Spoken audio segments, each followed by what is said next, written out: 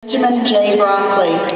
He is a native of West Point, Nebraska. Ben is a husband and father, and he teaches at Millard Horizon High School in suburban Omaha. He is graduating with honors today, receiving an MBA degree and a concentration in supply chain management. Ben co-founded one of the nation's first distribution and management academy programs for high school students. His wife, Emily, their 3 sons, and other family members and friends are in the audience today to hear his speech titled, The Power of Perseverance. Mr. Broccoli.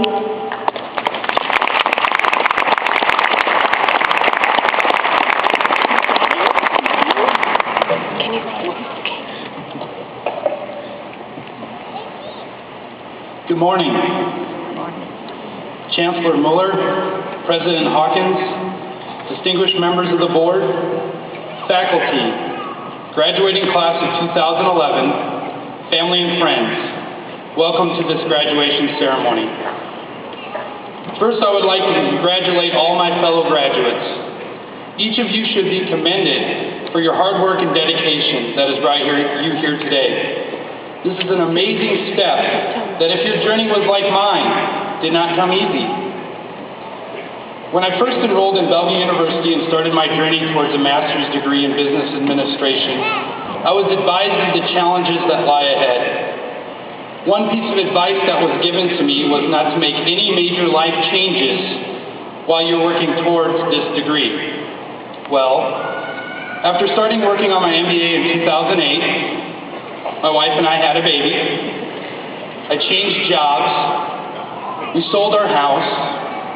We purchased a new house and moved into it, and since it was so much fun the first time changing diapers, in between reading chapters out of my textbook and posting to discussion boards, we had another baby. Needless to say, there were times when I thought I was not going to make it, but standing before you today proves that it can be done. Next time, however, I will definitely take that advice more seriously. That is actually a direct order from my wife. I'm honored to be given the chance to speak to you all today. When I was notified of this opportunity, I was unsure of what to speak to you about. What would my message be? Stressing about it one night, not too long ago, I sat down to read to my 2- and 5-year-old a couple of books before bed. Reaching into the box of books we have collected over the years, I found a book that, to my surprise, was a great resource for the problem I was having. It was written by a doctor who has been published a number of times, and the book is a very quick read. I think it would be interesting to read this doctor's dissertation someday. As for this particular publication, it starts by saying, and I quote, "Congratulations, today is your day. You're off to great places, you're off and away. You have brains in your head, you have feet in your shoes, and you can steer yourself any direction you choose. And you're on your own, and you know what you know, and you'll be the guy who will decide where to go." Today we celebrate a great accomplishment in our lives. I feel that the education I received here at Bellevue University has prepared me well for the next chapter in my life, and I've already seen many doors open. Which door I go through next is up to me. Never forget that from here, the next chapter in your life begins with that first step. Today is not the end of a journey, but the beginning. The book goes on to say, and I'm sorry to say, but sadly it's true, that bang-ups and hang-ups can happen to you. You can get all hung up in a prickly perch, and your gang will fly on, and you'll be left in a lurch. You'll come down from that lurch with an unpleasant bump, and chances are then that you'll be in a slump. I know many times in the last 3 years I felt like I was in a slump. At one point I had to cut my class load back to part-time just to get through.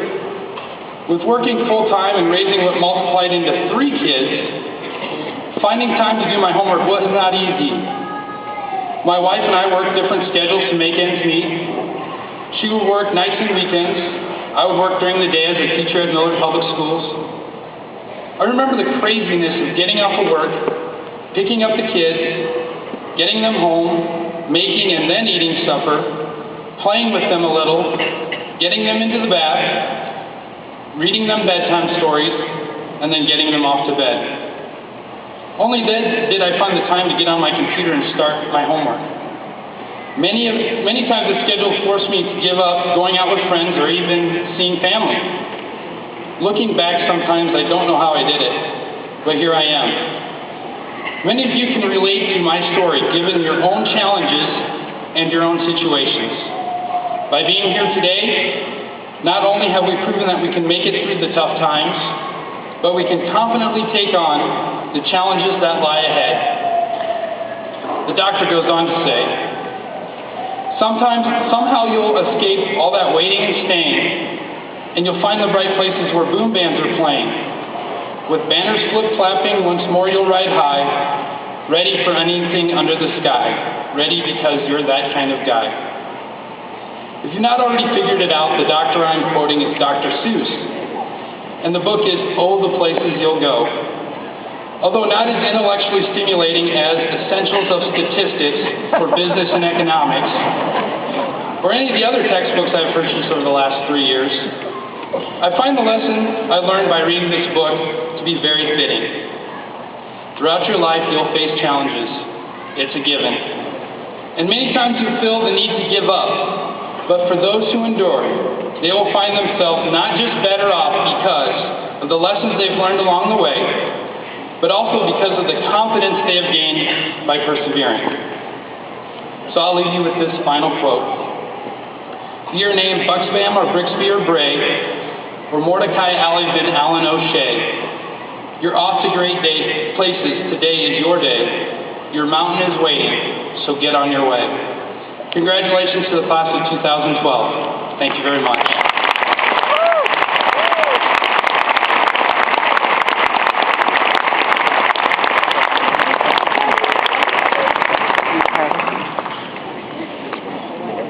Ben, I think you truly represented the class to have so many